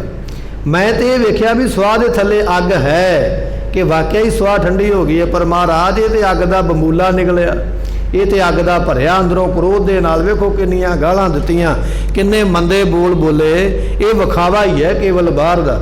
ਮਹਾਰਾਜ ਕਹਿਣ ਲੱਗੇ ਭੇਖ ਧਾਰੀ, ਭੇਖ ਬਣਾਉਣ ਵਾਲਾ, ਬਾਹਰੋਂ ਜਿਵੇਂ ਦੇ ਮਰਜ਼ੀ ਕੱਪੜੇ ਪਾਲਾ, ਧਰਮ ਦੇ ਪਾਲਾ, ਕੁਕਰਮ ਦੇ ਪਾਲਾ, ਚੰਗੇ ਪਾਲਾ, ਮਾੜੇ ਪਾਲਾ, ਸਵਾਹ ਮੱਲਾ, ਜਟਾ ਰੱਖ ਲਾ, ਚੂੜਾ ਪਾਲਾ, ਜੋ ਮਰਜ਼ੀ ਕਰ ਲਾ, ਬਾਹਰਲੇ ਭੇਖ ਦੇ ਨਾਲ ਨਿਰੰਕਾਰ ਦੀ ਪ੍ਰਾਪਤੀ ਨਹੀਂ ਹੈ। ਦੂਜਾ ਬਚਨ ਮਹਾਰਾਜ ਕਹਿਣ ਲੱਗੇ ਤੀਰਥ ਭਵ ਥਕੇ। ਕੁਝ ਲੋਕਾਂ ਦਾ ਵਿਚਾਰ ਹੈ ਵੀ ਤੀਰਥਾਂ ਦੀ ਯਾਤਰਾ ਕਰਕੇ ਮਨ ਬਦਲ ਜਾਂਦਾ ਹੈ, ਤੀਰਥਾਂ ਦੀ ਯਾਤਰਾ ਕਰਕੇ ਪ੍ਰਮਾਤਮਾ ਦੀ ਪ੍ਰਾਪਤੀ ਹੋ ਜਾਂਦੀ ਹੈ। ਮਹਾਰਾਜ ਕਹਿਣ ਲੱਗੇ ਨਹਾਵਣ ਚੱਲੇ ਤੀਰਥੀ, ਮਨ ਖੋਟੇ ਤਨ ਚੋਰ, ਇੱਕ ਭੋਏ ਲੱਥੀ ਨਹਾਤਿਆਂ, ਦੋਏ ਭਾ ਚੜੀਐਸ ਹੋਰ। ਤੀਰਥ ਤੇ ਗਿਆ, ਜਾਂਦਾ ਵੀ ਜਾਂਦਿਆਂ ਲੋਕਾਂ ਦੀ ਨਿੰਦਿਆ ਕਰਦਾ ਜਾਂਦਾ, ਫਲਾਣਾ ਇਸ ਤਰ੍ਹਾਂ ਦਾ, ਢਿਮਕੜਾ ਇਸ ਤਰ੍ਹਾਂ ਦਾ। ਜਾਂਦਿਆਂ ਉਹਨਾਂ ਦੀ ਮੈਲ ਕਰਕੇ ਨਿੰਦਿਆ ਕਰਕੇ ਮੈਲ ਇਕੱਠੀ ਕੀਤੀ ਹੈ। ਜਦੋਂ ਤੀਰਥ ਸਥਾਨ ਤੇ ਪਹੁੰਚ ਗਿਆ, ਉੱਥੇ ਚੰਗਾ ਕਮਰਾ ਨਾ ਮਿਲਿਆ, ਚੰਗਾ ਬੈਠਣ ਨੂੰ ਨਾ ਮਿਲਿਆ, ਜਾਂ ਲੰਗਰ ਪ੍ਰਸ਼ਾਦਾ ਚੰਗਾ ਨਾ ਮਿਲਿਆ, ਆਉਂਦਿਆਂ ਫਿਰ ਉਹਨਾਂ ਦੀ ਨਿੰਦਿਆ ਕਰਦਾ ਆਉਂਦਾ। ਮੈਂ ਗੁਰੂ ਘਰ ਗਿਆ, ਮੈਂ ਮੰਦਰ ਮਸੀਤ ਗਿਆ, ਮੈਨੂੰ ਇੱਥੇ ਜੀ ਆਇਆ ਨਹੀਂ ਕਿਸੇ ਨੇ ਆਖਿਆ, ਮੈਨੂੰ ਵਧੀਆ ਸਰਵਿਸ ਨਹੀਂ ਇੱਥੇ ਮਿਲੀ ਹੈ, ਮੇਰਾ ਆਇਓ ਮਾਨ ਸਤਿਕਾਰ ਨਹੀਂ ਹੋਇਆ। ਹੁਣ ਉਹਨਾਂ ਦੀ ਨਿੰਦਿਆ ਕਰਦਾ ਪਿਆ। ਨਹਾਵਣ ਚੱਲੇ ਤੀਰਥੀ, ਚੱਲਿਆ ਤੇ ਤੀਰਥਾਂ ਦੀ ਯਾਤਰਾ ਇਸ਼ਨਾਨ ਕਰਨ, ਜਾਂਦਿਆਂ ਕਿਸੇ ਦੀ ਚੁਗਲੀ ਕਰਦਾ, ਆਉਂਦਿਆਂ ਉਹਨਾਂ ਦੀ ਚੁਗਲੀ ਕਰਦਾ। ਇੱਕ ਮੈਲ ਲਾ ਕੇ ਪਤਾ ਨਹੀਂ ਕਿੰਨੀਆਂ ਕੁ ਚੱਕ ਲਈਆਂ। ਫਿਰ ਲੰਗਰਾਂ ਵਿੱਚ ਜਾ ਕੇ ਨੁਕਸ ਕੱਢਣ ਲੱਗ ਪੈਂਦਾ, ਇਹਦੇ ਵਿੱਚ ਆਹ ਠੀਕ ਨਹੀਂ, ਆਹ ਠੀਕ ਨਹੀਂ ਬਣਿਆ। ਜਾਂ ਉੱਥੇ ਜਾ ਕੇ ਆਪਣੀਆਂ ਅੱਖਾਂ ਦੇ ਨਾਲ ਮਾੜਾ ਤੱਕਦਾ, ਕੰਨਾਂ ਨਾਲ ਮਾੜਾ ਸੁਣਦਾ। ਪਾਤਸ਼ਾਹ ਕਹਿਣ ਲੱਗੇ, ਫਿਰ ਤੀਰਥ ਯਾਤਰਾ ਕਰਨ ਦਾ ਲਾਭ ਕੀ ਹੋਇਆ? ਤੇਰੇ ਤੋਂ ਪਹਿਲਾਂ ਪਤਾ ਨਹੀਂ ਕਿੰਨੇ ਕੁ ਤੀਰਥ ਯਾਤਰਾ ਕਰ ਆਏ, ਪਰ ਪ੍ਰਾਪਤੀ ਨਹੀਂ ਹੈ। ਮਹਾਰਾਜ ਕਹਿਣ ਲੱਗੇ, ਗੰਗਾ ਤੀਰ ਜੋ ਘਰ ਕਰ ਹੈ, ਪੀਵੇ ਹੈ ਨਿਰਮਲ ਨੀਰ, ਬਿਨ ਹਰ ਨਾਮ ਨਾ ਮੁਕਤ ਹੋਏ, ਇਉਂ ਕਹਿ ਰਮੇ ਕਬੀਰ। ਕਹਿਣ ਲੱਗੇ ਵੀ ਇਸ ਤਰ੍ਹਾਂ ਮੁਕਤੀ ਪ੍ਰਾਪਤ ਨਹੀਂ ਹੁੰਦੀ ਹੈ। ਆਏ ਹੋ ਮਨ ਮਾਰਿਆ ਜਾਏ, ਇਹ ਮਨ ਨਹੀਂ ਮਰਦਾ। ਤੀਰਥ ਯਾਤਰਾ ਜਿੰਨੀਆਂ ਮਰਜ਼ੀ ਕਰ ਲਾ, ਜਿੰਨੀ ਮਰਜ਼ੀ ਯਾਤਰਾ ਕਰਨ ਦੇ ਨਾਲ ਮਨ ਨਹੀਂ ਉਹ ਮਾਰਿਆ ਜਾਣਾ। ਮਨ ਮਰਨਾ ਗੁਰੂ ਦੀ ਸ਼ਰਨ ਵਿੱਚ ਆ ਕੇ। ਇਸੇ ਤਰ੍ਹਾਂ ਭੇਖ ਬਣਾਉਣ ਦੇ ਨਾਲ ਮਨ ਨਹੀਂ ਉਹ ਮਰਦਾ। ਪਤਾ ਨਹੀਂ ਕਿੰਨੇ ਕੁ ਭੇਖਾਂ ਨੂੰ ਬਣਾਉਣ ਵਾਲਿਆਂ ਨੇ ਭੇਖ ਤੇ ਬਣਾ ਲਏ, ਪਰ ਮਨ ਉਹਨਾਂ ਕੋਲੋਂ ਵੀ ਨਹੀਂ ਮਰਿਆ। ਇਹ ਮਨ ਲਿਬਾਸ ਬਣਾਉਣ ਦੇ ਨਾਲ ਜਾਂ ਯਾਤਰਾਵਾਂ ਕਰਨ ਦੇ ਨਾਲ ਮਨ ਨਹੀਂ ਮਰਦਾ। ਮਨ ਮਰਦਾ ਗੁਰੂ ਦਾ ਸ਼ਬਦ ਕਮਾਉਣ ਦੇ ਨਾਲ, ਗੁਰੂ ਦੀ ਸਿੱਖਿਆ ਤੇ ਚੱਲਣ ਦੇ ਨਾਲ। ਗੁਰਮੁਖ ਇਹੋ ਮਨ ਜੀਵਤ ਮਰੈ, ਪਰ ਗੁਰਮੁਖਾਂ ਨੇ ਭਾਈ ਜਿਉਂਦਿਆਂ ਹੋਇਆਂ, ਐਸੇ ਜਨਮ ਦੇ ਵਿੱਚ ਹੀ ਨਾ ਜਿਉਂਦਿਆਂ ਹੋਇਆਂ ਆਪਣਾ ਮਨ ਉਹਨਾਂ ਨੇ ਮਾਰ ਲਿਆ ਹੈ। ਸੱਚ ਰਹਿ ਲਿਵ ਲਾਏ। ਮਹਾਰਾਜ ਕਿਵੇਂ ਮਾਰ ਲਿਆ? ਸਤਿਗੁਰੂ ਪਾਤਸ਼ਾਹ ਕਹਿੰਦੇ, ਗੁਰਮੁਖਾਂ ਨੇ ਜਿਉਂਦਿਆਂ ਐਸੇ ਜਨਮ ਦੇ ਵਿੱਚ ਸੱਚੇ ਪ੍ਰਮਾਤਮਾ ਦੇ ਨਾਮ ਦੇ ਵਿੱਚ ਲਿਵ ਲਾਈ ਹੈ। ਉਹ ਲਿਵ ਲਾਉਣ ਵਾਲੇ ਗੁਰਮੁਖ ਕਹਿਣ ਲੱਗੇ, ਉਹਨਾਂ ਦਾ ਮਨ ਇਸੇ ਜਨਮ ਦੇ ਵਿੱਚ ਮਰ ਜਾਂਦਾ, ਮਨ ਭੜਕਦਾ ਨਹੀਂ ਹੈ। ਨਾਨਕ ਇਸ ਮਨ ਕੀ ਮਲ ਇਉਂ ਉਤਰੈ। ਮਹਾਰਾਜ ਕਹਿਣ ਲੱਗੇ, ਸਤਿਗੁਰੂ ਨੂੰ ਸਿੱਖਾਂ ਨੇ ਪੁੱਛਿਆ, ਸਿੱਖ ਕਹਿਣ ਲੱਗੇ, ਮਹਾਰਾਜ ਮੈਲ ਕਿਵੇਂ ਉਤਰਦੀ ਹੈ? ਸਤਿਗੁਰੂ ਪਾਤਸ਼ਾਹ ਕਹਿਣ ਲੱਗੇ, ਨਾਨਕ ਇਸ ਮਨ ਕੀ ਮਲ ਇਉਂ ਉਤਰੈ। ਇਸ ਮਨ ਦੀ ਮੈਲ ਇਸ ਤਰ੍ਹਾਂ ਉਤਰਦੀ ਹੈ। ਕਿਸ ਤਰ੍ਹਾਂ ਉਤਰਦੀ ਹੈ? ਸਤਿਗੁਰੂ ਫਰਮਾਉਂਦੇ ਹਨ, ਮੈਂ ਸ਼ਬਦ ਜਲਾਏ। ਇਹ ਜਿਹੜੀ ਹਉਮੈ ਹੰਕਾਰ ਹੈ ਨਾ, ਗੁਰੂ ਦੇ ਸ਼ਬਦ ਦੇ ਨਾਲ ਸਾੜ ਦੇ। ਜਿਵੇਂ ਅੱਗ ਦੇ ਵਿੱਚ ਆਪਾਂ ਲੱਕੜਾਂ ਸਾੜ ਦੇਈਦੀਆਂ, ਹੋਰ ਕੂੜਾ ਕਰਕਟ ਸਾੜ ਦੇਈਦਾ। ਕਹਿਣ ਲੱਗੇ, ਹਉਮੈ, ਈਰਖਾ, ਵਿਕਾਰ, ਪਾਪ, ਕਰਮ, ਇਹਨਾਂ ਸਾਰਿਆਂ ਨੂੰ ਗੁਰੂ ਉਪਦੇਸ਼ ਦੇ ਵਿੱਚ ਸਾੜ ਦੇ। ਗੁਰੂ ਦਾ ਉਪਦੇਸ਼ ਅੱਗ ਦੀ ਨਿਆਈ, ਇਹ ਵਿਕਾਰਾਂ ਨੂੰ ਲੱਕੜਾਂ ਦੀ ਨਿਆਈ ਉਹਦੇ ਵਿੱਚ ਸਾੜ ਦੇ। ਹਉਮੈ ਨੂੰ ਸਾੜ ਗੁਰੂ ਦੇ ਹੁਕਮ ਦੇ ਵਿੱਚ, ਗੁਰੂ ਦੇ ਸ਼ਬਦ ਦੇ ਵਿੱਚ, ਗੁਰੂ ਉਪਦੇਸ਼ ਦੇ ਵਿੱਚ ਇਸ ਨੂੰ ਸਾੜ ਕੇ ਪਰੇ ਕਰਨਾ ਕਰ। ਇਸ ਤਰ੍ਹਾਂ ਇਸ ਮਨ ਦੀ ਮੈਲ ਉਤਰ ਸਕਦੀ ਹੈ ਜਾਂ ਉਤਰ ਜਾਂਦੀ ਹੈ। ਹਰ ਹਰ ਸੰਤ ਮਿਲੋ ਮੇਰੇ ਭਾਈ, ਹਰ ਨਾਮ ਦ੍ਰਿੜਾਵੋ ਇੱਕ ਕਿਨਕਾ। ਸਤਿਗੁਰੂ ਬਖਸ਼ਿਸ਼ ਕਰਦੇ, ਐ ਮੇਰੇ ਭਾਈ, ਹਰ ਹਰ ਸੰਤ ਮਿਲਾਵੋ। ਜੋ ਹਰੀ ਹਰ ਪਰਮੇਸ਼ਰ ਦਾ ਨਾਮ ਜਪਣ ਵਾਲੇ ਸੰਤ ਨੇ, ਐਸੇ ਸੰਤਾਂ ਗੁਰਮੁਖਾਂ ਦੀ ਸੰਗਤ ਵਿੱਚ ਸਾਨੂੰ ਮਿਲਵਾ ਦਿਓ। ਤੇ ਜਦੋਂ ਸੰਗਤ ਮਿਲ ਜਾਵੇ ਨਾ ਕਿਸੇ ਸਾਧੂ ਦੀ, ਗੁਰਮੁਖ ਦੀ, ਧੰਨ ਗੁਰੂ ਗ੍ਰੰਥ ਸਾਹਿਬ ਪਾਤਸ਼ਾਹ ਦੀ, ਫਿਰ ਇੱਥੇ ਆ ਕੇ ਬੇਨਤੀ ਕਰੋ। ਕੀ ਬੇਨਤੀ ਕਰਨੀ ਹੈ? ਹਰ ਨਾਮ ਦ੍ਰਿੜਾਵੋ ਕਿਨਕਾ। ਇੱਕ ਕਿਨਕਾ ਹੀ ਨਾਮ ਦਾ ਦੇ ਦਿਓ, ਇੰਨਾ ਹੀ ਬਹੁਤ ਹੈ। ਮੈਂ ਬਹੁਤਾ ਲਾਲਚ ਨਹੀਂ ਕਰਦਾ। ਇੱਕ ਕਿਨਕਾ ਮਾਤਰ, ਕਿਨਕਾ ਏਕ ਜਿਸ ਜੀਵ ਬਸਾਵੈ ਤਾਕੀ ਮਹਿਮਾ। ਇਹ ਮਹਾਰਾਜ ਦਾ ਬਚਨ ਹੈ। ਸੰਤ ਦੀ, ਸਾਧੂ ਦੀ, ਗੁਰਮੁਖ ਦੀ ਸੰਗਤ ਵਿੱਚ ਜਾ ਕੇ ਬੇਨਤੀ ਕਰੋ, ਇਹ ਕਿਨਕਾ ਨਾਮ ਦਾ ਦੇ ਦਿਓ, ਮੇਰੇ ਵਾਸਤੇ ਇੰਨਾ ਹੀ ਬੜਾ ਹੈ। ਹਰ ਹਰ ਸ਼ਿੰਗਾਰ ਬਿਨਾਵੋ ਹਰ ਜਨ। ਇਹ ਹਰੀ ਦੇ ਜਨ ਗੁਰਮੁਖੋ, ਪਰਮੇਸ਼ਰ ਦੇ ਨਾਮ ਜਪਣ ਰੂਪੀ ਸ਼ਿੰਗਾਰ ਕਰੋ। ਬਾਹਰੋਂ ਤੇ ਸ਼ਿੰਗਾਰ ਬੜੇ ਕਰਦਾ, ਮੂੰਹ ਧੋਂਦਾ, ਕਈ ਤਰ੍ਹਾਂ ਦੇ ਇਹਦੇ ਉੱਪਰ ਕੈਮੀਕਲ ਵਗੈਰਾ ਲਾਉਂਦਾ, ਬੜੇ ਤਰ੍ਹਾਂ ਦੀਆਂ ਸਜਾਵਟਾਂ ਕਰਦਾ, ਗਹਿਣਾ ਗੱਟਾ ਪਾਉਂਦਾ, ਸੂਟ ਬੂਟ ਪਾ ਲੈਂਦਾ, ਬਾਹਰ ਦੇ ਸ਼ਿੰਗਾਰ ਬੜੇ ਕਰਦਾ। ਇਹ ਸ਼ਿੰਗਾਰ ਇੱਥੇ ਫਿੱਕੇ ਧੋਤਿਆਂ ਲੈ ਜਾਣ ਵਾਲੇ। ਸ਼ਿੰਗਾਰ ਕਰਨਾ ਤੇ ਰੱਬ ਦੇ ਨਾਮ ਦਾ ਕਰ, ਜਿਹੜਾ ਸਫਲਾ ਹੋਣ ਵਾਲਾ ਹੈ। ਕਾਪੜ ਪਹਿਰੋ ਖਿਮਕਾ। ਇਹ ਕੱਪੜਾ ਕਿਹੜਾ ਪਾਉਣਾ ਹੈ? ਖਿਮਾ ਕਰਨ ਦਾ, ਮਾਫ ਕਰਨ ਦਾ। ਮਾਫ ਕਰਨ ਦੀ ਆਦਤ ਪਾ। ਜੇ ਕੋਈ ਉਪਦਰਵ ਕਰਦਾ, ਕੋਈ ਮਾੜਾ ਬੋਲਦਾ ਹੈ, ਉਸ ਨੂੰ ਮਾਫ ਕਰਨ ਦੀ ਸਮਰੱਥਾ ਰੱਖ, क्षमा ਕਰਨ ਦੀ। ਇਹ ਵੇਖ ਕੇ ਮਾਫ ਕਰਨ ਰੂਪੀ ਕੱਪੜਾ ਜਿਹੜਾ ਪਹਿਨਣਾ ਕਰ। ਇਹਦੇ ਨਾਲ ਤੇਰਾ ਭਲਾ ਹੋ ਜਾਂਦਾ ਹੈ। ਐਸਾ ਸ਼ਿੰਗਾਰ ਮੇਰੇ ਪ੍ਰਭ ਭਾਵੈ। ਇਸ ਤਰ੍ਹਾਂ ਦਾ ਸ਼ਿੰਗਾਰ ਪਰਮੇਸ਼ਰ ਨੂੰ ਚੰਗਾ ਲੱਗਦਾ। ਕਿਹੜਾ? ਇੱਕ ਤੇ ਨਾਮ ਜਪਣਾ, ਇਹ ਸ਼ਿੰਗਾਰ ਹੈ। ਦੂਜਾ ਮਾਫੀ ਦੇ ਦੇਣੀ, ਇਹ ਵੀ ਸ਼ਿੰਗਾਰ ਹੈ। ਕਹਿਣ ਲੱਗੇ ਵੀ ਇਹ ਸ਼ਿੰਗਾਰ ਪਰਮਾਤਮਾ ਨੂੰ ਬੜੇ ਚੰਗੇ ਲੱਗਦੇ ਹਨ। ਹਰ ਲਾਗੈ ਪਿਆਰਾ ਪ੍ਰੇਮ ਕਾ। ਤੇ ਉਹ ਜਿਹੜੇ ਪ੍ਰੇਮੀ ਨੇ ਨਾ, ਉਹ ਫਿਰ ਪਿਆਰੇ ਲੱਗਣ ਲੱਗ ਪੈਂਦੇ ਪਰਮਾਤਮਾ ਨੂੰ। ਪ੍ਰੇਮੀਆਂ ਦਾ ਪਿਆਰ ਪਰਮੇਸ਼ਰ ਨਾਲ ਬਣ ਜਾਂਦਾ ਹੈ। ਹਰ ਹਰ ਨਾਮ ਬੋਲੋ ਦਿਨ ਰਾਤੀ। ਪਰਮੇਸ਼ਰ ਦੇ ਨਾਮ ਨੂੰ ਭਾਈ ਦਿਨੇ ਰਾਤ ਹੀ ਜਪੋ। ਦਿਨੇ ਵੀ ਜਪਦੇ ਰਹੋ, ਰਾਤ ਵੀ ਜਪਦੇ ਰਹੋ। ਉਠਤ ਬੈਠਤ ਸੋਵਤ ਨਾਮ। ਤੇ ਸਤਿਗੁਰੂ ਪਾਤਸ਼ਾਹ ਕਹਿਣ ਲੱਗੇ ਦਿਨ ਰਾਤੀ ਆਰਾਧੋ ਪਿਆਰੋ, ਐਸੇ ਨਾਮ ਨੂੰ ਜਪਨਾ ਕਰੋ ਭਾਈ। ਸਭ ਕਿਲ ਬਿਖ ਘਾਟੇ ਇੱਕ ਪਲ ਕਾ। ਇੱਕ ਪਲ ਜਪਿਆ ਹੋਇਆ ਨਾਮ ਸਾਰੇ ਬੱਜਰ ਪਾਪਾਂ ਨੂੰ ਕੱਟ ਦਿੰਦਾ ਹੈ। ਨਾਮ ਏਡਾ ਵੱਡਾ, ਇੱਕ ਪਲ ਵੀ ਜੇ ਮਨ ਟਿਕ ਗਿਆ ਨਾ, ਕਿਤੇ ਟਿਕੇ ਹੋਏ ਮਨ ਦੇ ਨਾਲ ਇੱਕ ਪਲ ਵੀ ਕਹਿ ਦਿੱਤਾ ਤੇ ਸਾਰੇ ਪਾਪ ਨਾਸ ਹੋ ਜਾਣਗੇ। ਪਰ ਗੁਰਮੁਖੋ ਇੱਕ ਪਲ ਲਿਆਉਣ ਵਾਸਤੇ ਬਹੁਤੇ ਪਲ ਨਾਮ ਜਪਣਾ ਪਵੇਗਾ। ਇੱਕ ਪਲ ਐਵੇਂ ਨਹੀਂ ਆ ਜਾਣਾ। ਇੱਕ ਪਲ ਉਹ ਪ੍ਰਾਪਤੀ ਦਾ, ਉਹਦੇ ਵਾਸਤੇ ਬਹੁਤਾ ਸਮਾਂ ਨਾਮ ਜਪ ਕੇ ਜੀਵਨ ਬਣਾਉਣਾ ਪੈਂਦਾ। ਇੱਕ ਅਫਸਰ ਕਾਗਜ਼ ਦੇ ਉੱਪਰ ਸਾਈਨ ਕਰਦਾ, ਦਸਖਤ ਕਰਦਾ, 1 ਮਿੰਟ ਵੀ ਨਹੀਂ ਲਾਉਂਦਾ। ਪਰ 1 ਮਿੰਟ ਦੇ ਜਿਹੜੇ ਦਸਖਤ ਕਰਨ ਵਾਸਤੇ ਉਹਨੂੰ ਕਿੱਥੋਂ ਕਿੱਥੋਂ ਗੁਜ਼ਰਨਾ ਪਿਆ, ਕਿਹੜੀ ਕਿਹੜੀ ਪ੍ਰਕਿਰਿਆ ਵਿੱਚੋਂ ਨਿਕਲਣਾ ਪਿਆ, ਕਿੰਨੀ ਪੜ੍ਹਾਈ ਕਰਨੀ ਪਈ, ਕਿੰਨੇ ਟੈਸਟ ਦੇਣੇ ਪਏ, ਫਿਰ ਸਫਲਤਾ ਹੀ ਮਿਲੀ ਤੇ ਫਿਰ ਉਹਦੇ ਜਾ ਕੇ ਦਸਖਤ ਜਿਹੜੇ ਕੰਮ ਕਰਦੇ। ਪਰ ਜੇ ਉਹਨਾਂ ਆਪਾਂ ਵੇਖੀਏ ਵੀ ਇਹਨੇ 2 ਮਿੰਟ ਹੀ ਲਾਏ ਨੇ, ਪਰ 2 ਮਿੰਟ ਦੇ ਪਿੱਛੇ ਮਿਹਨਤ ਕਿੰਨੀ ਲਾਈ ਉਹ ਨਹੀਂ ਨਾ ਦਿਸਦਾ। ਸਤਿਗੁਰੂ ਪਾਤਸ਼ਾਹ ਕਹਿਣ ਲੱਗੇ ਨਾਮ ਦਾ ਤੇ ਇੱਕ ਪਲ ਹੀ ਬੜਾ ਹੈ, ਪਰ ਇੱਕ ਪਲ ਜਿਹੜਾ ਚਾਹੀਦਾ ਨਾ, ਉਹਦੇ ਵਾਸਤੇ ਕਈ ਪਲ ਲਾਉਣੇ ਪੈਣਗੇ। ਉਹ ਅਵਸਥਾ ਬਣਾਉਣ ਵਾਸਤੇ ਉਸ ਅਵਸਥਾ ਦਾ ਇੱਕ ਪਲ ਦੀ ਗੱਲ ਹੈ। ਇੱਕ ਪਲ ਦੇ ਵਿੱਚ ਮਹਾਰਾਜ ਕਹਿੰਦੇ ਕਈ ਪਾਪ ਨਾਸ ਹੋ ਜਾਂਦੇ ਹਨ। ਹਰ ਹਰ ਦਿਆਲ ਹੋਵੇ ਜਿਸ ਉੱਪਰ। ਜਿਹਦੇ ਉੱਪਰ ਪਰਮਾਤਮਾ ਦਿਆਲੂ ਹੋ ਜਾਵੇ, ਕਿਰਪਾਲੂ ਹੋ ਜਾਵੇ। ਸੋ ਗੁਰਮੁਖ ਹਰ ਜਪ ਜਿਨ ਕਾ। ਉਹਨਾਂ ਗੁਰਮੁਖਾਂ ਨੇ ਭਾਈ ਜਪਿਆ ਨਾਮ, ਤੇ ਜਿਨ੍ਹਾਂ ਨੇ ਜਪਿਆ ਨਾਮ ਉਹਨਾਂ ਨੇ ਜਿਣਕਾ ਕਹੀਏ ਜਿੱਤ ਲਿਆ ਭਾਈ ਮਨੁੱਖਾ ਜਨਮ। ਮਨੁੱਖਾ ਜਨਮ ਦੀ ਬਾਜੀ ਨੂੰ ਜਿੱਤ ਕੇ ਚਲੇ ਗਏ ਗੁਰਮੁਖ। ਕਿਹੜੇ? ਜਿਨ੍ਹਾਂ ਨੇ ਹਰ ਹਰ ਦਿਆਲ ਹੋਵੇ ਜਿਸ ਉੱਪਰ, ਜਿਹਦੇ ਉੱਪਰ ਪਰਮੇਸ਼ਰ ਹੋ ਗਿਆ ਦਿਆਲੂ ਕਿਰਪਾਲੂ। ਉਹਨਾਂ ਗੁਰਮੁਖਾਂ ਨੇ ਭਾਈ ਪਰਮੇਸ਼ਰ ਦੇ ਨਾਮ ਨੂੰ ਜਪ ਕੇ ਜਿਨਕਾ ਕਹੀਏ ਮਨੁੱਖਾ ਜਨਮ ਜਿੱਤ ਲਿਆ ਹੈ। ਸਮੇਂ ਦੀ ਸਮਾਪਤੀ, ਪੁੱਲਾਂ ਦੀ ਮੁਆਫੀ ਦਿਓ ਸੱਜਣ ਆਸੀਸੜੀਆਂ, ਜੋ ਹੋਵੇ ਸਾਹਿਬ ਸਿਓ ਮੇਲ। ਹਰ ਹਰ ਨਾਮ ਬੋਲੋ ਦਿਨ ਰਾਤੀ। ਸਭ ਕਿਲ ਬਿਖ ਘਾਟੇ ਇੱਕ ਪਲ ਕਾ। ਹਰ ਹਰ ਦਿਆਲ ਹੋਵੇ ਜਿਸ ਉੱਪਰ। ਸੋ ਗੁਰਮੁਖ ਹਰ ਜਪ ਜਿਨ ਕਾ। ਵਾਹਿਗੁਰੂ ਜੀ ਕਾ ਖਾਲਸਾ, ਵਾਹਿਗੁਰੂ ਜੀ ਕੀ ਫਤਿਹ। ਆਪ ਸੰਗਤਾਂ ਦੇ ਚਰਨਾਂ ਵਿੱਚ ਬੇਨਤੀ ਹੈ ਕਿ ਅੱਜ ਗੁਰਦੁਆਰਾ ਅੰਬ ਸਾਹਿਬ ਦੇ ਬਾਹਰ ਜਿਹੜੀ ਖਾਲੀ ਜਗ੍ਹਾ ਹੈ, ਉੱਥੇ ਮਹਾਂ ਪੰਚਾਇਤ ਹੋ ਰਹੀ ਹੈ ਕਿਸਾਨਾਂ ਦੇ ਵੱਲੋਂ। ਸਮਾਂ 10 ਵਜੇ ਤੋਂ 2 ਵਜੇ ਤੱਕ ਦਾ ਹੈ। ਸੰਗਤ ਨੂੰ ਬੇਨਤੀ ਹੈ ਕਿ ਇਸ ਮਹਾਂ ਪੰਚਾਇਤ ਵਿੱਚ ਵੱਧ ਤੋਂ ਵੱਧ ਹਾਜ਼ਰੀ ਭਰਨ ਦੀ ਕਿਰਪਾਲਤਾ ਕਰੋ। ਵਾਹਿਗੁਰੂ ਜੀ ਕਾ ਖਾਲਸਾ, ਵਾਹਿਗੁਰੂ ਜੀ ਕੀ ਫਤਿਹ।